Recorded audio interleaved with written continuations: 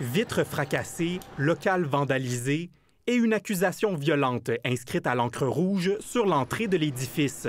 Le bureau de circonscription du ministre de l'Immigration, des Réfugiés et de la Citoyenneté, Marc Miller, est à son tour la cible d'un acte d'intimidation. Présentement, l'hypothèse qui est sur la table, c'est que ça serait possiblement relié aux manifestations qui ont eu lieu dernièrement, qu'on peut penser que le conflit israélo-palestinien pourrait être en cause présentement dans cet événement. Si aucune arrestation n'a eu lieu pour l'instant, le saccage a été revendiqué par un groupe anonyme sur Instagram qui accuse le Canada d'être complice d'un génocide à Gaza. En début d'après-midi, ces quelques manifestants sont venus afficher leur soutien à la cause palestinienne. Sur X, le ministre Miller affirme que, depuis des mois, son bureau de comté est quotidiennement menacé, même s'il assure avoir pris des mesures de précaution adéquates. Il ajoute que « Nous vivons dans un pays démocratique, tout individu a pleinement le droit de manifester. Cependant, rien ne peut excuser le vandalisme et la mise en danger d'autrui. » C'est niaiseux d'agir de même. Ils devraient au moins respecter les autres. Je trouve que c'est pas une bonne chose et puis on devrait toujours respecter les gens. Face à cet énième geste d'intimidation à l'endroit d'un élu, l'ex-ministre de la Sécurité publique Marco Mendicino appelle à la création d'une zone tampon de protection autour des bureaux des députés.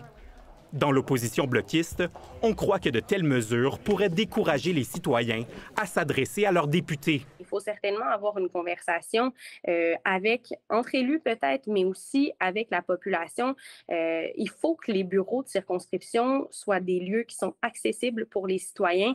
Le bureau de l'actuel ministre de la Sécurité publique dit ne pas être prêt à prendre des mesures de sécurité spécifiques, mais assure continuer à soutenir les efforts afin que tous les parlementaires puissent poursuivre leur travail sans avoir à craindre pour leur sécurité.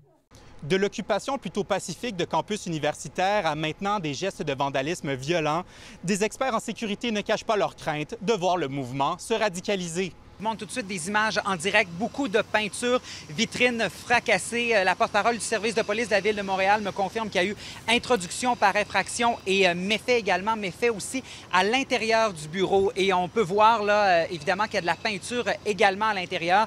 Ça s'est passé au cours des dernières heures. Évidemment qu'il y a une enquête qui est en cours. La scène qui vient tout juste d'être protégée par des policiers du service de police de la Ville de Montréal, ici sur place, donc dans le bureau montréalais de Marc Miller, qui est ministre de l'Immigration, des Réfugiés et de la Citoyenneté. Il y a énormément de vitres au sol.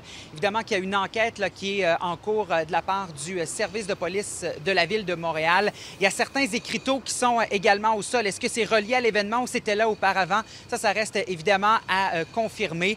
Nous allons également lancer au cours des prochaines minutes le cabinet du ministre pour avoir une réaction. Mais on voit une scène ici, vraiment beaucoup de peinture. On peut parler de plusieurs milliers de dollars, certainement de dommages au bureau montréalais, donc du ministre de l'Immigration. L'enquête se poursuit, donc scène qui vient tout juste, Jean-François, d'être protégée par le SPVM. On va vous revenir avec d'autres détails un peu plus tard au cours de la matinée. Merci Simon, à tantôt.